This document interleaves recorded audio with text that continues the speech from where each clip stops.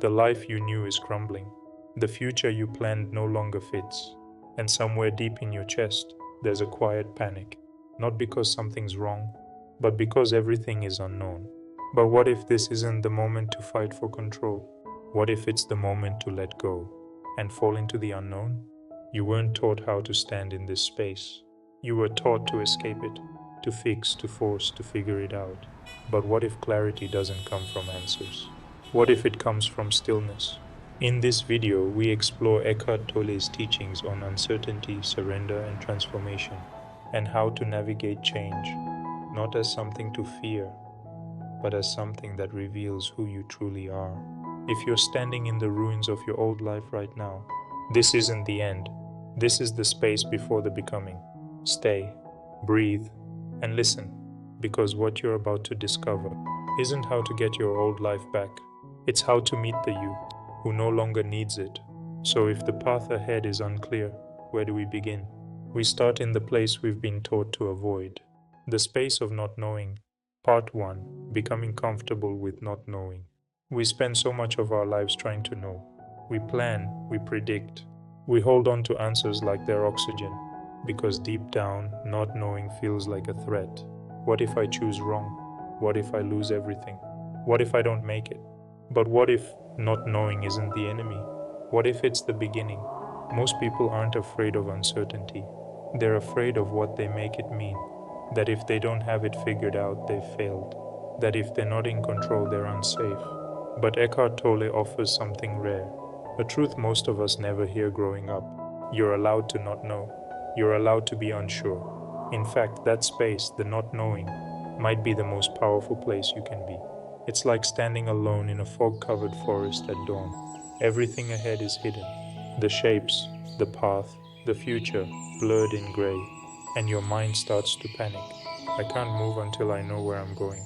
What if I make the wrong step? So you freeze, or you run in circles, searching for answers that don't exist yet. But what if you didn't need to force clarity? What if you just stopped, took a breath, stood still, and in that stillness you notice something? The fog hasn't cleared, but now you can hear the rustle of the trees, the faint drip of dew on leaves, the rhythm of your own breathing. You're still in the unknown, but you're no longer lost in it. Become comfortable with not knowing, Eckhart Tolle says, which means not thinking, not because you're unconscious, but because you've dropped beneath the noise of the mind. This isn't giving up. It's tuning in. It's remembering that clarity doesn't scream.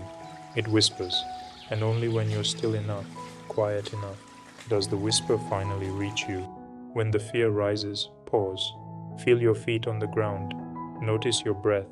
Don't try to fix anything. Just notice it's there and let it be. That's the practice. And instead of asking, what should I do? Ask, can I be with this moment just as it is? No pushing, no forcing, just presence. That's how you begin. And once we stop grasping for answers, something unexpected happens. Stillness begins to speak. Let's explore how that stillness becomes a doorway to wisdom. Part 2. Creativity and wisdom emerge from no mind.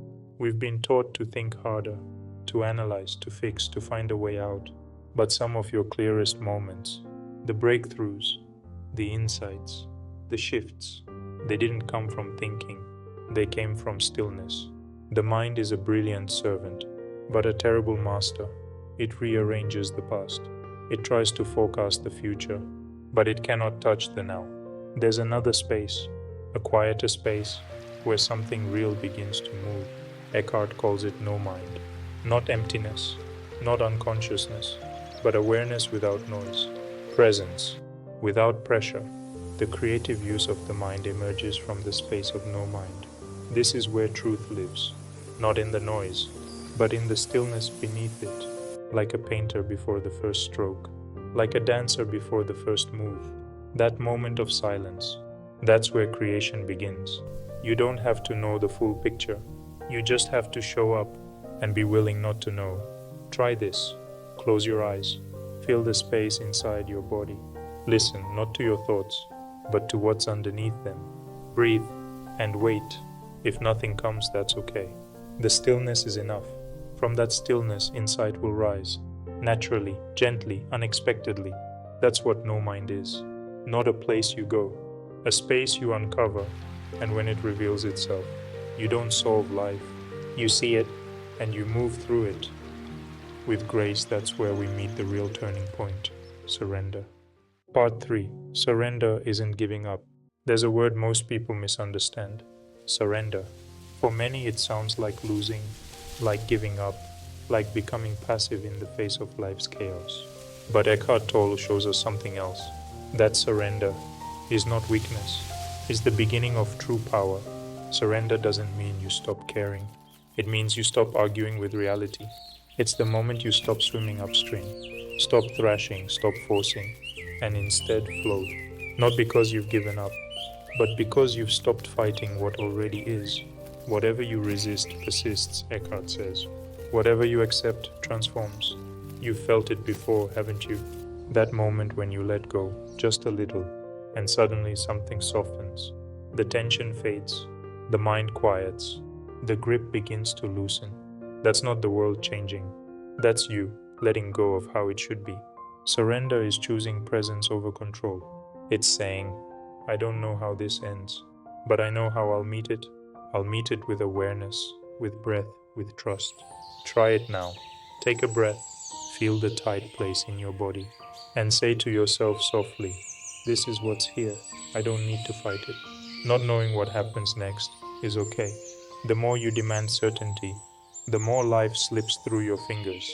But the moment you soften, the moment you loosen your grip, life begins to move again, like a clenched hand finally opening, like a tight chest finally exhaling. Surrender isn't collapse, it's alignment, it's returning to the flow you were never meant to control in the first place. Letting go of control is one thing, but what about the stories we've carried for years? The narratives that feel like truth, but keep us stuck? Let's talk about the power of dropping the narrative. Part 4. Dropping the narrative. The mind is a storyteller. It doesn't just experience pain, it wraps it in a story, labels it, repeats it, turns it into a warning. This is who you are now. This is what you should never do again. This is why you'll never be safe.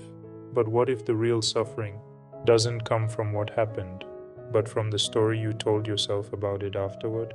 Eckhart gives a powerful example. You're in a relationship. You've been betrayed. The pain is raw, and the mind, trying to protect you, jumps in with a conclusion. I'll never trust anyone again. All men, all women are like this. I'm done. It sounds strong. It feels safe. But it's a prison, a self-made mental cage, locked by a thought, guarded by fear. These conclusions become rigid thought forms in the mind, Eckhart says. And once they're there, they block openness, they block presence. You don't see the person in front of you anymore. You only see the story you've projected onto them. And the longer you hold it, the heavier it gets, like walking with a cracked mirror. Every face you see is distorted, not because they are broken, but because your lens is. Dropping the narrative doesn't mean denying what happened. It means refusing to build your identity around it.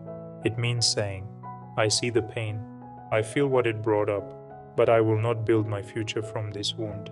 Try this. Notice when the story starts.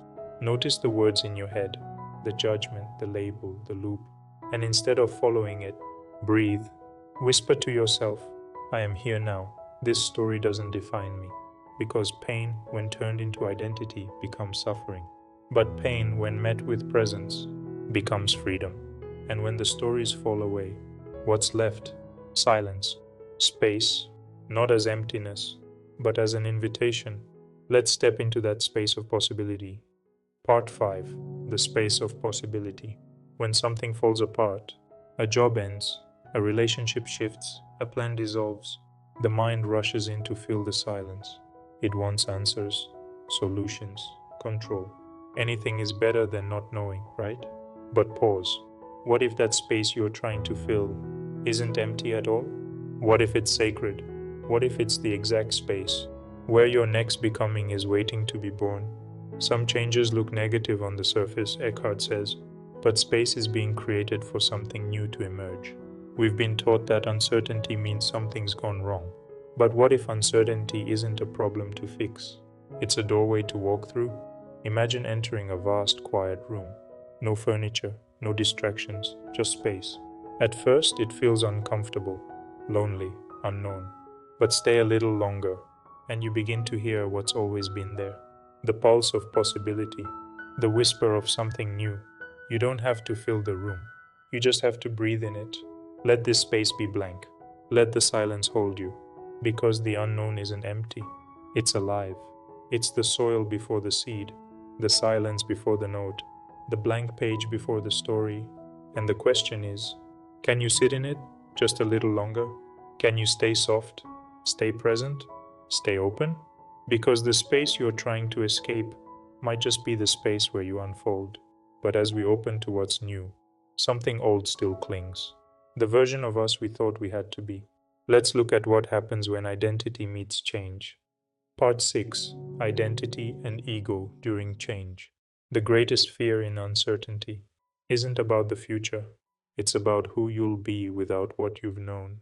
Because when the job disappears, when the relationship ends, when the role you've clung to begins to dissolve, it's not just the situation that changes, it's you, or more precisely, who you thought you were. The ego builds identity out of the known, out of labels, roles, achievements, titles, stories, even pain. I'm the one who was betrayed. I'm the one who failed. I'm the one who always holds everything together. It doesn't matter whether it's empowering or not. To the ego, what matters is familiarity.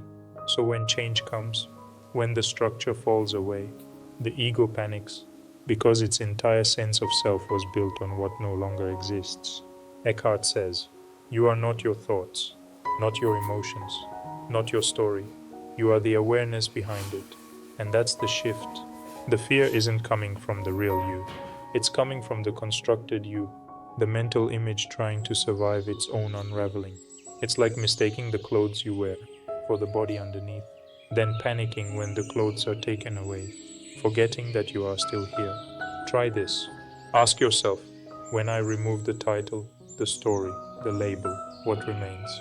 Close your eyes, take a slow breath, and feel the part of you that watches it all, silently, constantly, unmoved. That's presence. That's you. True self isn't found in what's gone, it's found in what's always been. That's why change feels like death to the ego. But to the soul, it feels like coming home. So when things fall apart, ask yourself, am I grieving the loss or grieving the identity I built around it? Because once you see the difference, you don't just survive the change, you awaken through it. When the roles dissolve, when the mind quiets, what remains isn't a plan, it's presence. Let's close with one simple truth. Not knowing is grace. You don't need to have it all figured out. Not knowing isn't the problem, it's the doorway. Eckhart Tolle says, when you become comfortable with not knowing, something greater operates through you. So when life feels uncertain, don't rush to fill the space. Just pause, breathe, and allow the silence to speak. The unknown isn't against you, it's where you meet yourself again.